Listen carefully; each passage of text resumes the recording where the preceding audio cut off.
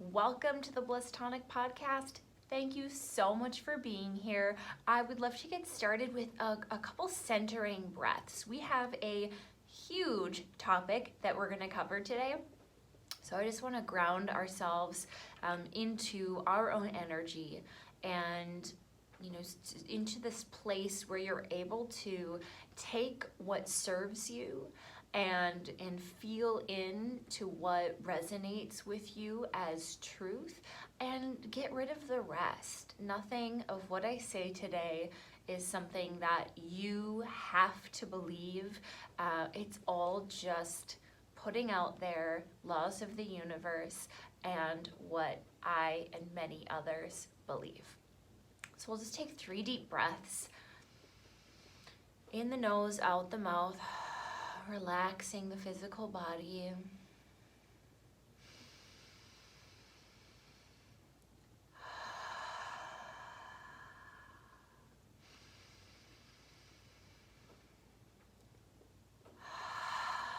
And then take a moment to relax any effort in the physical body and tune into your energy today. Tune into where you're at as you come to this podcast. How is it that you're feeling physically, mentally, emotionally, and spiritually today? You have the option of closing the eyes to help you move into this inner space of reflection.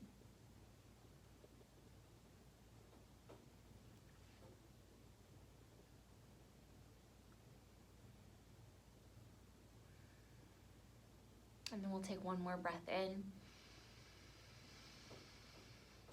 and out. Welcome.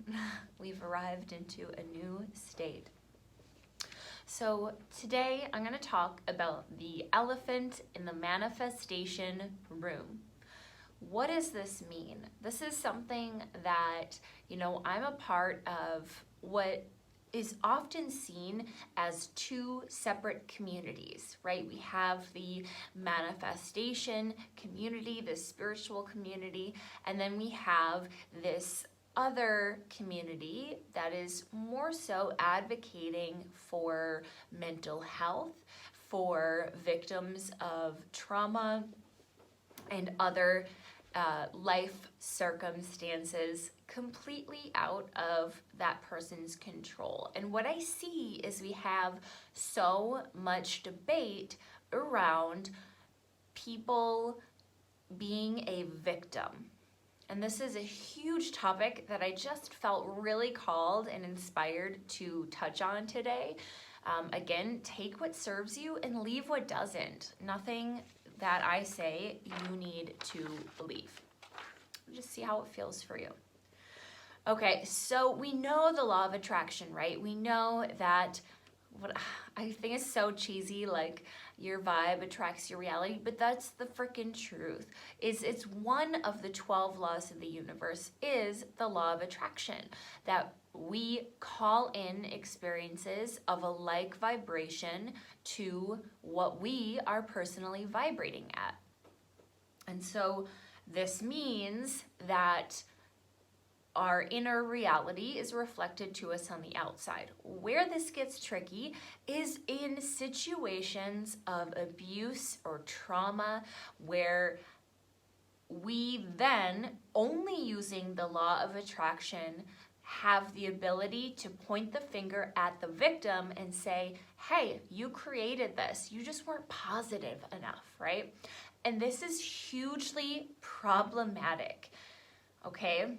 And I'm going to touch on why it's problematic, what is a different perspective we can take to look at it, still from this spiritual perspective, and kind of where this is leading us. Okay, so just because you were victimized by somebody, it does not mean that it was your fault. It does not mean that you attracted that from your vibration. Here's one thing that is massively missing when we're talking about law of attraction is that, first of all, it's only one of the 12 laws of the universe. There are a lot of other laws governing the way we interact with the world. So that's one.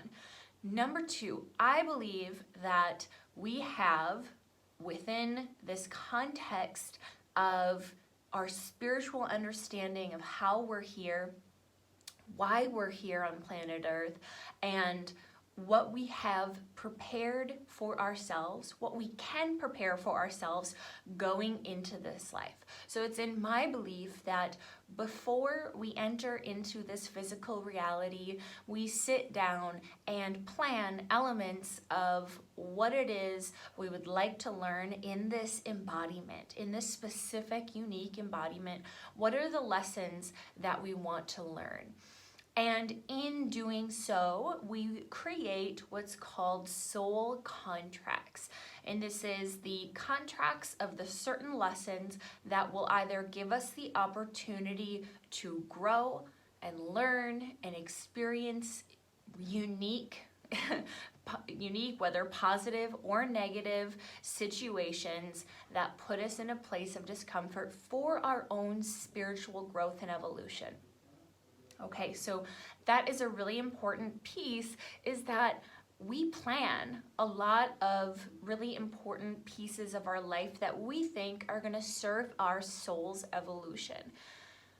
And everything in between is where we have free will.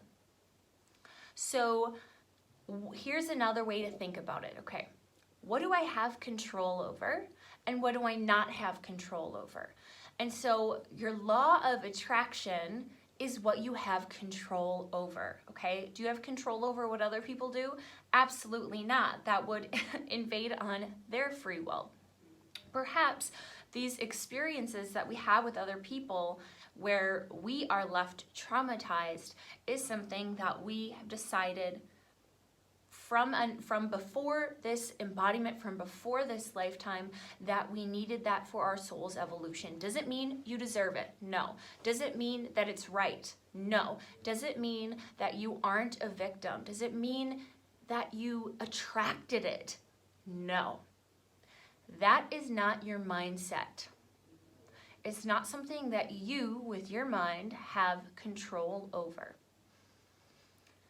So I think that is really important to say, that this is, I don't know why this phrase comes to mind, but it's, why do we need to throw out the whole baby with the bathwater, right? I don't even know why that's a phrase, like, ew.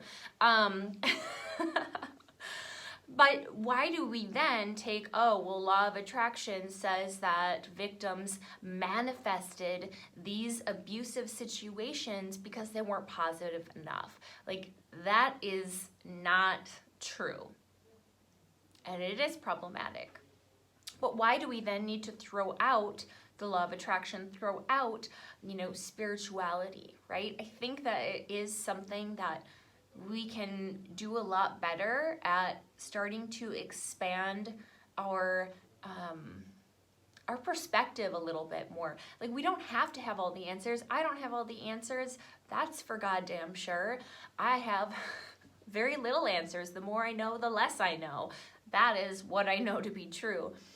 So what do we have control over in a situation where we are victimized? Well, we have control over, are we going to remain in this role of victim, or are we using the situation for our soul's growth? And here's another place where there can be a problematic approach, right? Spiritual bypassing is to say, hey, well, can't you just see the silver lining? Like, this terrible experience that happened to you was actually for your soul's growth. Like, it's not up to you, me, or anyone to tell anyone else this information. I'm only here to share this elephant in the room because it's something that's been on my mind. And I know I'm not the only one who engages with these topics of just like self-inquiry of why did we choose? Why did we choose these things, right? And did we choose them? And I feel personally, again, take it or leave it, that some of the bigger life lessons we chose before we entered into embodiment, right? Not something we attracted from this mindset, from this embodiment. Okay, so what do we have control over? We have the control over our own mindset surrounding the victimization or whatever traumatic situations happen to us. We don't have control over whether or not they happened, right? We have control over our response. And a lot of times these traumatic experiences, especially if they happen at a young age, really change our response mechanisms. And so truly, this is where things get really tricky and complicated, and where there is a lot, honestly, of victim blaming going on in the spiritual community. And it's just something that I don't agree with. Okay, so again, we have our choice over our mindset, and that's pretty much it. However, we can subtly manipulate the outside world. Another one of the laws of the universe is saying that what we vibrate from within, what we are from within, we create without. As above, so below, as within, so without. And this is something that yogic, tantric yogis for thousands of years ago have known this universal law and have come to learn so much about the universe as a whole by studying the human body, mind, and spirit. Okay, so what I want to say is we can't tell people to just get over it. That's not how it works in this human embodiment. And honestly, it's not helpful to anybody to have a traumatic experience and somebody says, hey, but you know, what are you gonna do? Are you gonna be the victim here? Like, it's something that every person needs to come to on their own. And that's why I'm making this episode, which potentially is, am I getting everything right? Probably not. Am I, putting myself out there for potential scrutiny? Maybe, but I'm putting this out there to just offer a different way other than like all or nothing, right? Another perspective. Okay, so we cannot tell anyone, hey, get over it, can't you just see the silver lining? That's something that they need to come to on their own. And as spiritual people, as leaders, as healers, as intuitives, whatever we identify as, our role is not to tell people how or when to process their own traumas. That's not our job. We can offer solutions, absolutely. We can lead by example, but it's really not our place to tell people to get over things already, right? I think that would just like send people backwards so much more and create so much tension and resentment between people that it's just not helpful. Okay, so did you call in those traumatic experiences for a lesson? Maybe, and honestly, I feel like most likely. But again, this is the number one thing I want you all to take from this. Like, only apply this to you, please. Do not project this onto anybody else unless you're just kind of blankly sharing. I think maybe there's, I don't even want to say that there's certain instances where you may share this with somebody, right? But like, honestly, everything is individual. I cannot make any blanket statements, but as a sort of blanket statement, right? Because it always depends. As a sort of blanket statement, like just only put this onto yourself, please, and ask yourself if this feels true for you. So that's the one thing. If you take anything from this video, is I'm not pushing this on you. Please don't push it on anybody else, especially when people who are processing their own traumas in whatever phase they're in right now. It's not up to us. Okay. So manifestation tells us we create our reality, but also there's karma. And this is a huge piece of these soul contracts that I'm talking about, is we have no idea unless we've spent time in our Akashic records or have memories from past lives, we just really have no idea about the collection of our own karma, which is just action. There really isn't good karma, bad karma. It is just action, reaction, or consequence, and that's it. And so with this karma, we're working towards balance, but not in the way that, we only, we're not here to experience balance, okay?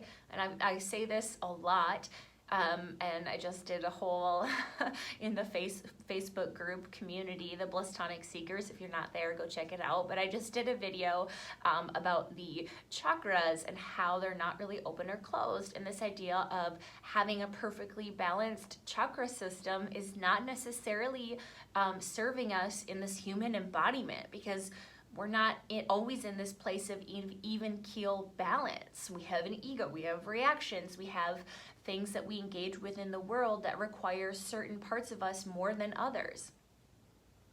So there's other people, right? We cannot control other people. So karma, I think, is too, when we have soul contracts, that fits into this element of karma.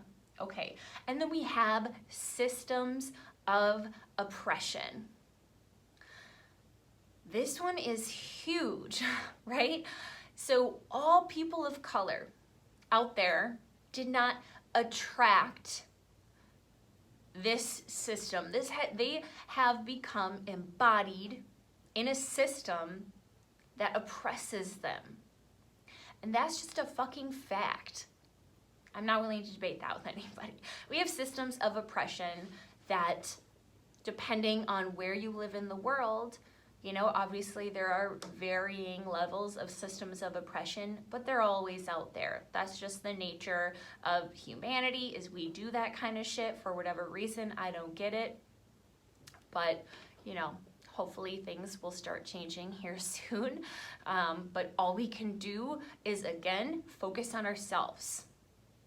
What can we do to elevate this world, to perhaps make a difference in these systems of oppression, so that future incarnations of these oppressed people just don't receive that uneven playing field as much. This is the legacy that we leave behind, is the imprint that we make in the world as a whole for the next generation of embodied souls. And that's the goal for me personally, is what is the legacy I leave behind? Do I leave the world a better place? And hopefully a place that is, I don't want to say safer, right? But a safer space, right? Not necessarily can we eliminate all things that threaten our safety. No, and again, that's just a part of our human embodiment, is we have all of these varying experiences. There are infinite possibilities of how our life can unfold. And when we're, before we're born, when we're sitting and preparing and deciding what lessons our soul needs for our own growth, we can't plan everything. There is absolutely no way.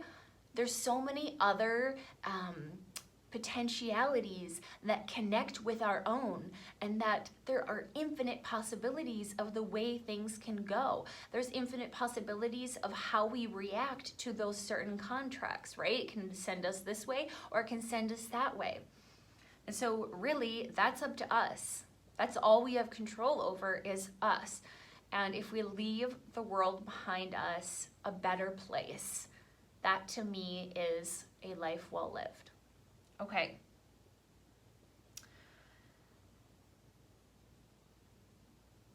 Yeah. This is a lot, right? This is a lot of really important things to talk about, especially as I start sharing more techniques and practices of manifestation. This is just the elephant in the room, is that we and me, I'm not trying to tell anybody that they attracted negative situations, because I just don't think that's true at all. So having said all of that, what do you think? Share with me. I'm open to other perspectives. Again, please just take what sits right with you, leave the rest.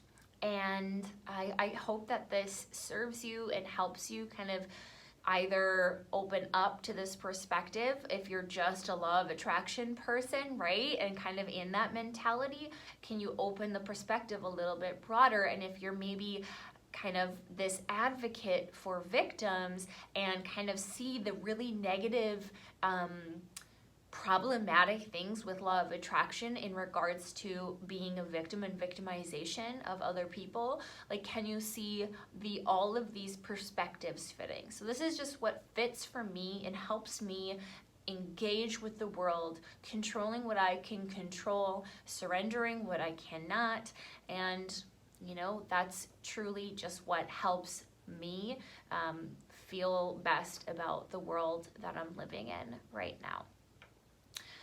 So again, I'm just going to remind you one more time, the most important thing that I want you to get from this podcast is that this is only for you. That this information or this self-inquiry, this is only for you. This is not for you to project onto other people, to tell them to move on, to tell them to change their mindset. Like, that can be so toxic and problematic and create so much resentment. So please just take that in, let that sink in, let that soak in. We're all just doing the best we can, okay? We're all growing, and I hope that everybody who listens to this or watches the video on YouTube, has an opportunity to sit with this and really think about, does this feel right for me and my belief system? Wow. That was a doozy. Thank you so much for tuning into this podcast. Huge thank you to Kyle Piper, the editor and producer of this lovely podcast here. And again, I mentioned the private Facebook community group, but I cannot tell you enough just how much value is in this place. I go live with different topics every week, share conversation starters every single Monday to build community. And it's a place where you can share, you can ask questions, you can put stuff out into the community and share your expertise as well. I also post really special guided meditations, and this week I'm actually putting in the Facebook group some hypnotic affirmations to help get into your subconscious mind. The subconscious mind likes repetition, and this is why affirmations don't always work, because we're repeating them from the conscious mind without first getting into a space where we have access to the subconscious by activating different brain waves. Okay, so head to that Facebook group. There's so much going on in there, and thank you so much for listening, and I hope you have a lovely, intentional day.